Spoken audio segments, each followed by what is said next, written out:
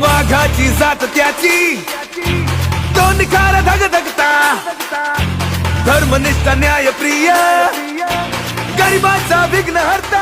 आणि खरं म्हणजे हे व्यासपीठ हे शिवसेनेचं वैभव आहे आणि समोर बसलेले तुम्ही हे शिवसेनेचं ऐश्वर्य आहे, शिवसेनेची ताकद आहे। खरं म्हणजे या व्यासपीठावर आम्ही सगळे बसलोय, पण समोर प्रत्येक कोपऱ्यापर्यंत हा कार्यकर्ता पदाधिकारी हा बसलेला आहे, म्हणूनच या व्यासपीठाला शोभा आहे।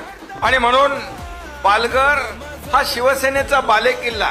खऱ्या अर्थाने बाळासाहेबांनी 80% समाजकारण आणि 20% राजकारण हे आपल्याला जे काही बाळकडू दिलं ते आपण या ठिकाणी पुढे नेतोय। पालघर आणि ठाणे जिल्हा हा वेगळा झाला असला तरी सुद्धा प्रशासनाच्या माध्यमातून, शासनाच्या माध्यमातून, कामकाजाच्या सोयीतून हे दोन जिल्हे झाले, परंतु हे जिल्हे जे आहेत या जिल्ह्याची जी नाळ आहे, या दोन्ही जिल्ह्याची शिवसेनेशी जी नाळ जुळलेली आहे ती कोणी कधी तोडू शकत नाही। आणि म्हणून हा पालघरवर दिघे साहेबांनी खूप प्रेम केलंय।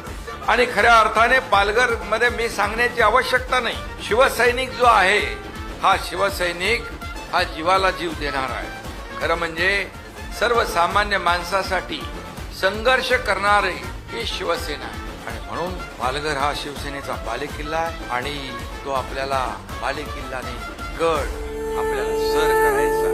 लाडकी बहीण माझी, लाडका युवा, सगळ्यांपुढे आपुला शेतकरी।